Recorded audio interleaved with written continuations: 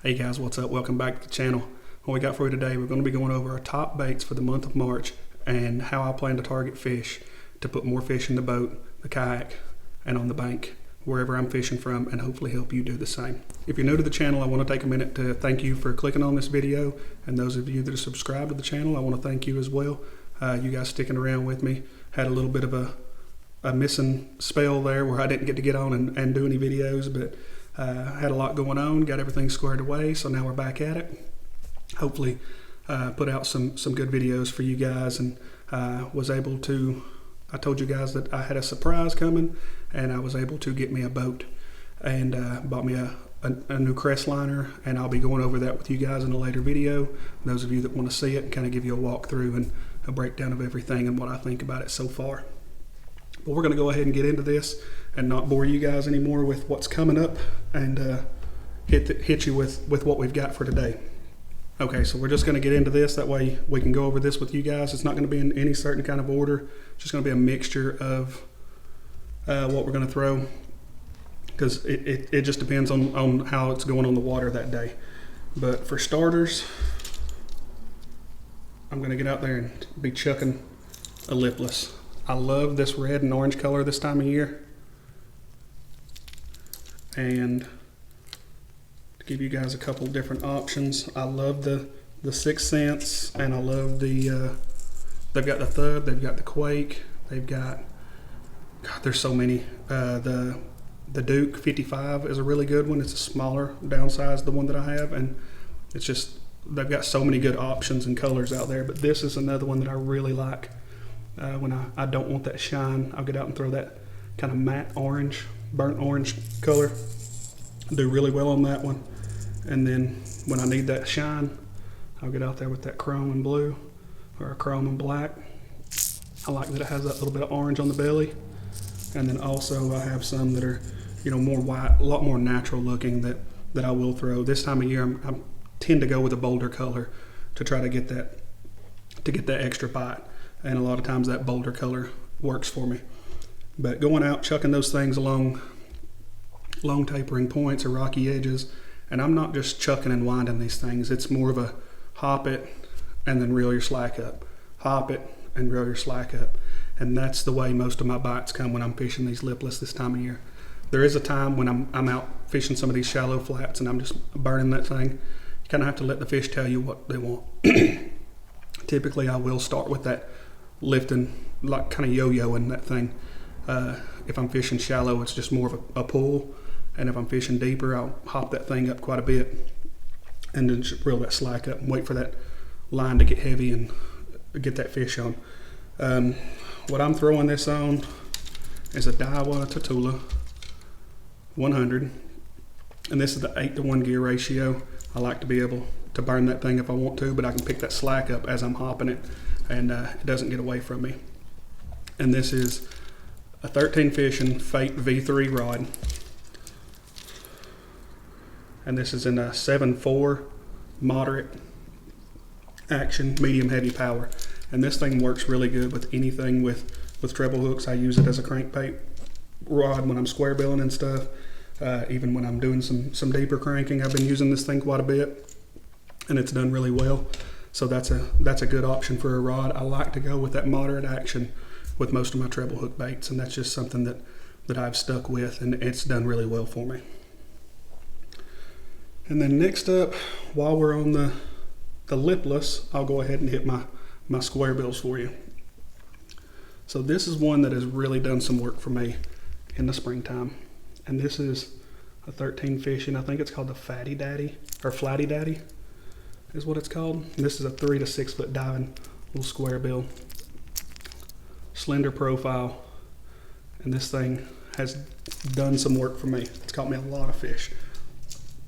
And then when I want something a little more natural, you've got that 6 cents crush, and I've got these things in every color you can imagine. And then a new one that I picked up a while back that I plan on getting out and trying is this Arc. This is the CT5, CT2.5. But it's just a really cool color, really cool crawl pattern that you don't really see. And I want to get out and try that thing out and see what I think about that color in particular, because I really like it, and that's something that the fish don't see a lot. So we'll see how that color does, but just to show you a mixture of colors. But I'm going to be throwing those things again, like I am my lipless, around these shallow flats. But a lot of these square bills, throw them up into a lot of brush and stuff, and bring them through. Throw them up, you got to lay down. I say brush, you want to be careful with that, but throw it up a lay down, bring it down the lay down parallel with it, and it should come over those limbs pretty well. Another good one is the Bill Lewis AT4. That thing will come through dang near anything, and that's another really good option for a square bill. But fishing those things along any kind of wood cover, rocks, and then also out on these shallow flats, bringing those things through. And there are times where I'm not even beating the bottom with that square bill. It'll be somewhere where it's coming through the water column at a decent speed, but it's just not all the way down there. And I've done really well with the square bill like that as well. So it doesn't always have to be beating bottom and deflecting with those square bills, but that's where a lot of your bites are going to come, is when you can deflect that thing off some cover. But there are certain scenarios where those fish are suspended up a little bit, and you can get them to come up and eat that square bill. And it's a weird bite, and but there's times it happens. So keep an eye out for that. There are those times where they just eat different, so you have to pay attention. As for my setup that I will use with my square bills and 99% of all of my crankbaits, it will be the same setup that I showed you for my lipless. It'll be that Fate V3 and that moderate, medium, heavy, and then that Daiwa Tatula 100. I absolutely love these reels. They're hard to beat. I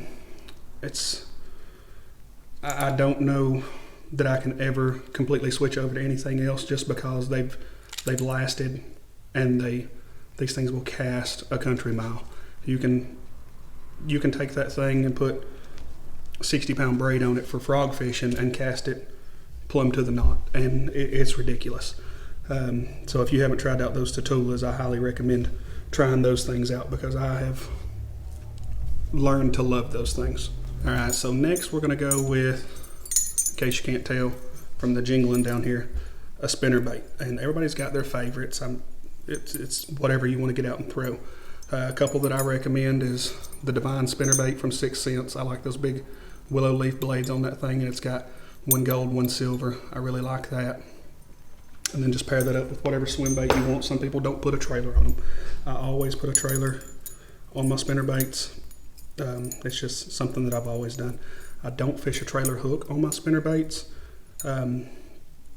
I've tried it and just didn't really do very well with it. So I'm sure there will come a time where I want to add that trailer hook on there.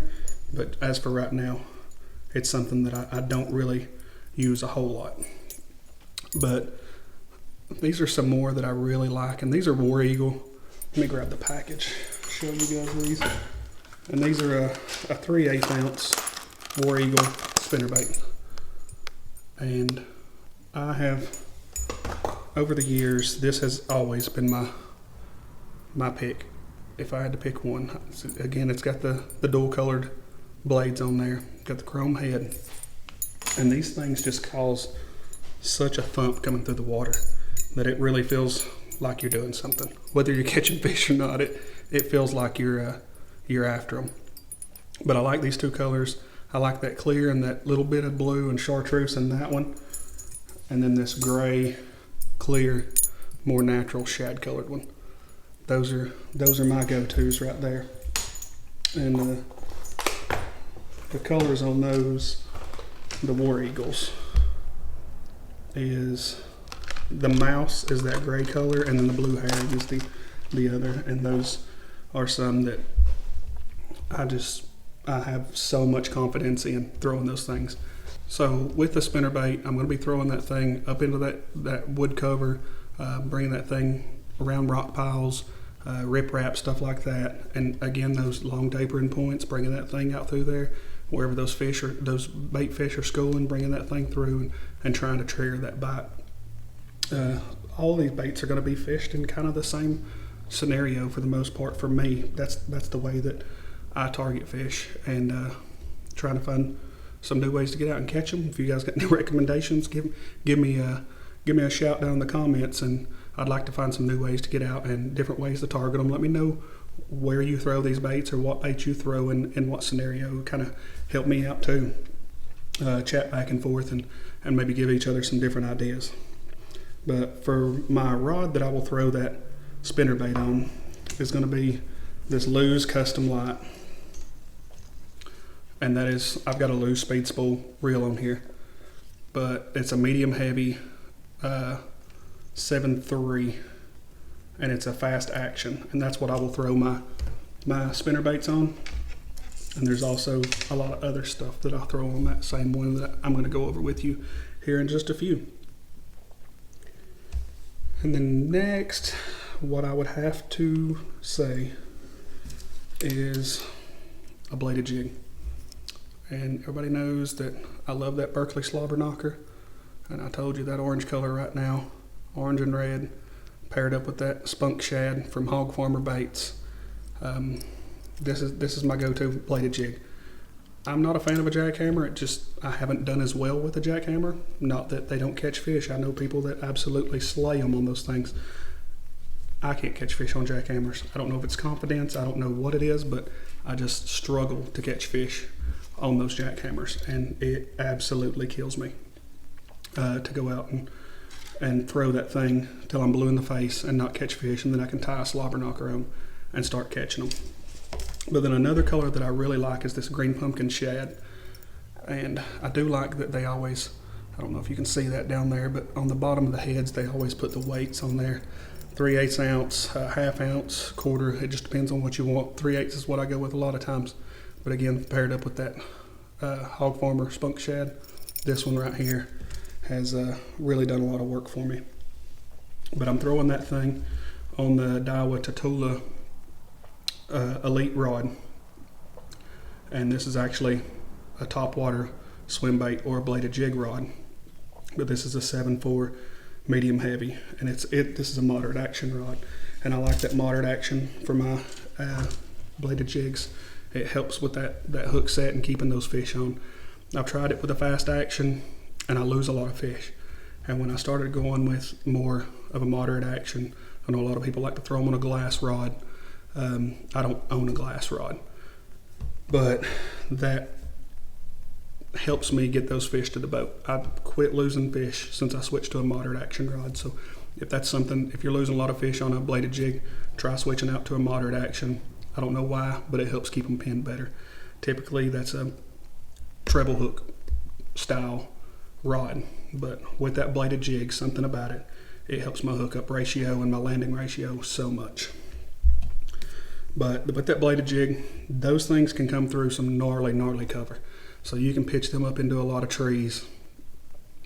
Again, I'm gonna fish them also kind of like I do my lipless, throwing that thing out, popping it up kind of hard, and reeling up the slack, and then also just burning that thing and giving it some pops of the rod to give it that extra hunting action. That's 3 ways that I'll fish that, but the places I'm going to be fishing that are up in some crazy cover, pitching in around docks, skipping it up under docks, getting back in there and bringing that thing out, and fish tear those things up. Again, on those long tapering points that come out, those fish are staging up, getting ready for the spawn, so they're going to be in there ready to eat. That thing comes by, they can't pass it up. I don't know what it is about a bladed jig, but fish love them, and I love throwing them because they catch them. And then lastly, what I have for you is, this is a big one because I'm going to throw a couple into one here. I'm going to say a Swimbait. And when I say a Swimbait, that can be anything from a 2.8 Kayak to an 8-inch mag draft or cold shad, whatever you prefer. Also, an umbrella rig. This is the Hog Farmer Baits tactical micro rig, and this thing right here is ridiculously small. I mean, compared to my hand, tiny. These are some of the little Crush City Mayors on this thing. You got your 2 dummies up top with your 3 hooks on the bottom. Tennessee, we're only allowed to throw 3. So this one right here, I like the full size as well. They have the mini and they have the micro in that tactical flex rig. And those light wires in that thing allow it to just collapse so easily.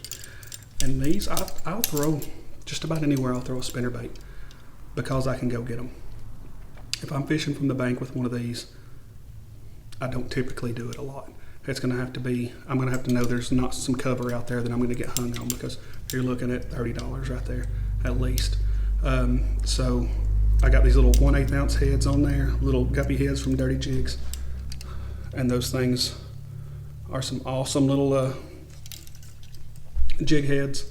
They don't have crazy stout hooks on them, but they're pretty good hooks, and you're not going to lose any fish if you get them pinned on there. I don't really lose many fish once I get them on an A-rig. I don't know if it's the swivels, I don't know what it is. I just don't lose a lot of fish on them. I'm throwing this on a Fate V3, and this is the 7.4, but it is a fast action medium heavy. And I will even throw the mini on this same rod. When I get to the full size rig, I go up to, hold on just a second.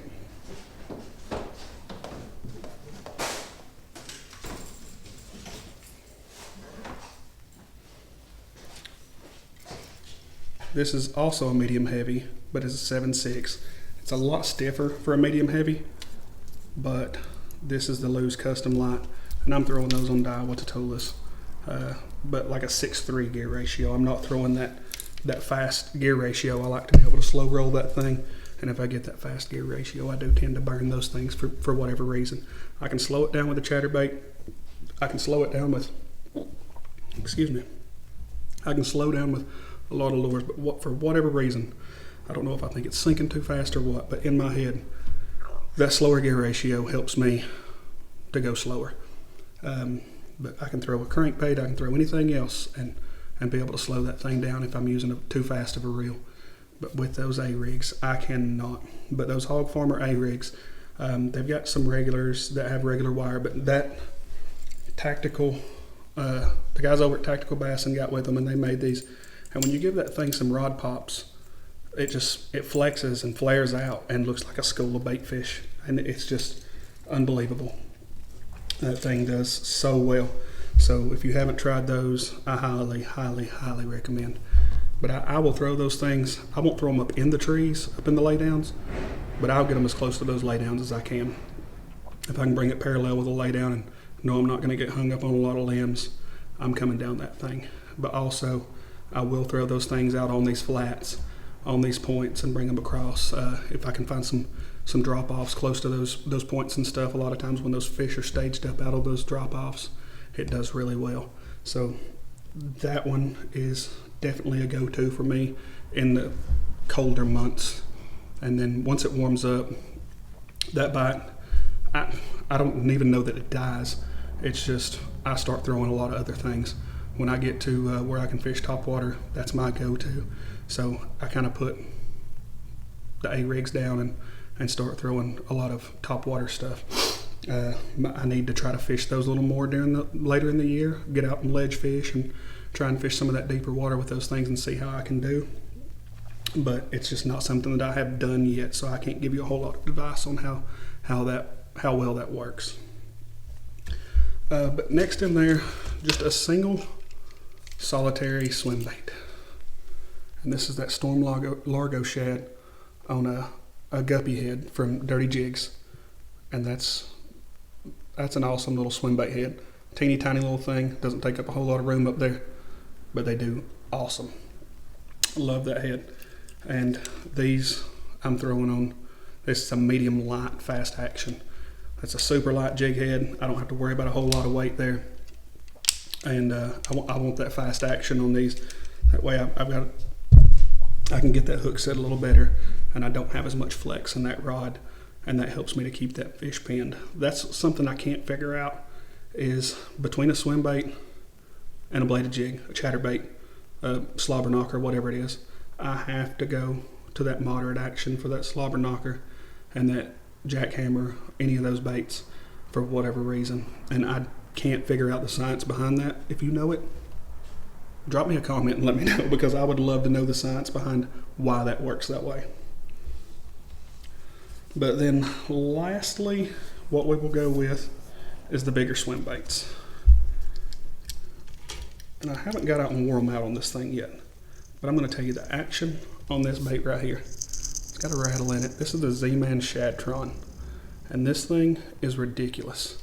It is a line through with a giant flipping hook in it. So when you set that hook, that slides up, that fish doesn't have this as leverage on you. But this is going to be, I think, a big player for me. You can feel that hook click into place. When it goes in there, there's a little harness in there that it just clicks into. But you can also do the line through the bottom, and it comes out right here. And then use a treble hook. And these are actual, I wasn't sure what these were at first. That's a little clip to hold your treble hooks on the bottom. So your treble hook will lay up in there, kind of like the coal shad setup. Which leads me to the coal shad. That is another one that I like to throw a lot. But it's got that little clip there, and that's what I'm talking about. This is just a 6-inch version. I like to get out and chuck that 8-inch around, try and get that bigger bite. And there's a lot of times that works. I love fishing these things around docks. You can skip these bigger swim baits super easy. Even if you're not used to skipping a bait, these things will skip, and they skip well. This Burrito by Mike Buca. This is the tactical shad color. Got that big jig hook in there. This is another one.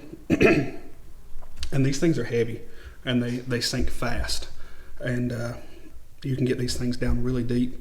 I know a lot of guys that do ledge fishing with these big old swim baits, and they do really well.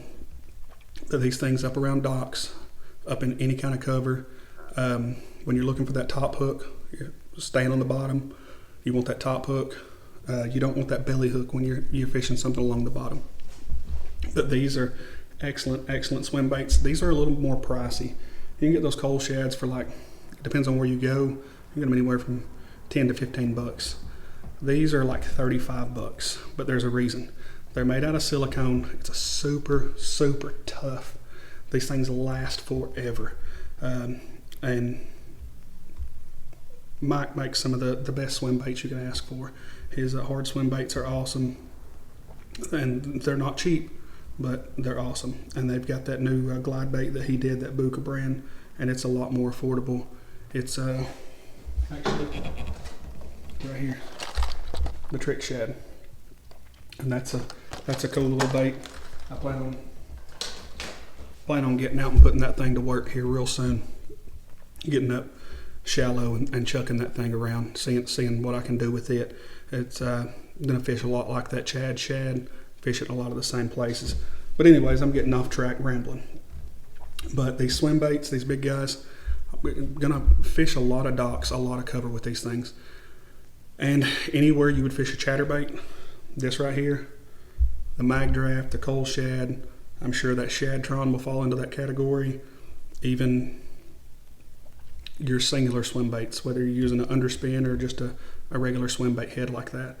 But these things right here, this one really has a big thump to it, and you can feel it. It feels like you're fishing a bladed jig. And the coal shad, I like it over the mag draft most of the time. Sometimes it's that mag draft, that's the money. But being able to change up your retrieve on that coal shad is key. That mag draft has that one set speed, and that coal shad you can reel at multiple different speeds and you get the same action. So that's big for me. But these, like the coal shad and this, I do go a little heavier when I throw this one. Then this is a medium heavy fast action that I throw the Shadtron and my 6-inch coal shad. But when I go up to this, or I'm throwing that 8-inch coal shad, I do have a heavy action, or heavy power fast action. It's a 7.6 that I use, and I have another one that's a 7.10. So when I'm throwing these bigger ones, I will make sure I beef up my rod a little bit, and because I throw those on like 20 pound, where the smaller coal shad and that Shadtron I'll throw on like 14 pound. I didn't go over a lot of that with you. My Bladed Jigs I'm typically throwing on 12 to 14. My Lipless and most of my crankbaits is anywhere, my Squarebills is anywhere from 10 to 14. My Lipless is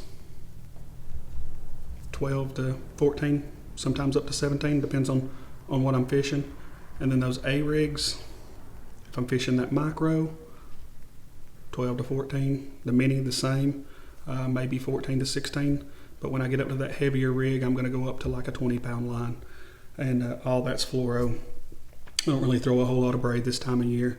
Got a couple that are braid to fluoro leaders, but that's just not a big thing for me. I just typically go fluoro or braid, and I stick with that. It just depends. I've been trying to work a little more with doing it as a main line and then having a leader. I just haven't got that into it yet. But it's all fluoro this time of year for me. I want that to sink down there, get down there, and have that durability, so I really like it. One that I tend to go with, I've tried that Shimano Mastiff, I like it, but the Sunline Sniper is one of my favorites, and I've got tons of this stuff. As far as a sinking braid, I have tried that Sunline All Might, and that has been a really good one. I like it a lot.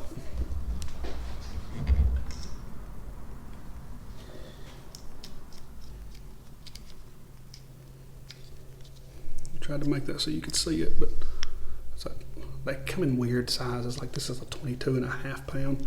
The other ones, I've seen ones like 11.5 pound. So there's always some car coming through here sounding crazy. But I think that'll wrap it up. I appreciate you guys tuning in. We're going to get a video together of the boat that I bought and go over with you guys and let everybody see it. I got this crest liner, pretty excited about this thing. Been able to get out and fish out of it a few times.